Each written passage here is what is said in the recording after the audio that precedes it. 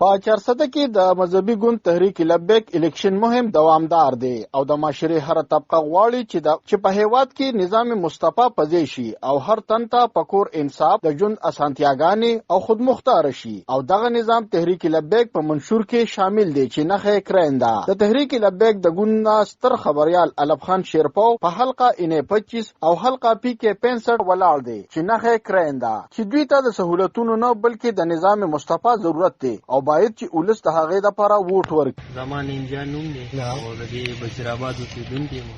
او ان شاء الله کرین ته تاسو زموږ مخکې خدمت کړې په ریډیو باندې او دې نه پس هم کوي ان شاء الله کرین دا غریب سړی دی او وسه دونه نه کیږي چې بینر ځل نه چاپ او دا د غریبۍ کار دی. کرین نه خره د حاجی محمد امین صاحب زوی دی پکې دا کوشش دا وکړي چې کرین له وټول د تحریک لبیک منشور پاکستان ته ترقی ورکول د عام ولس معاش کول او د بیوزله خلکو ژوند اسانول دي. دغه سره د بنظیر انکم سپورټ پروګرام هم بیوسه خلکو ته ورکول دي. د دې لپاره د تحریک لبیک هلې ځلې د پخواره سي شروع دي. د تحریک لبیک امیدواران وایي چې د خپل منشور په ځای کولو د لپاره د کرین په نخا ووټ اچول ضروری دي. خالد منصور، دلبر نیوز، چارسده.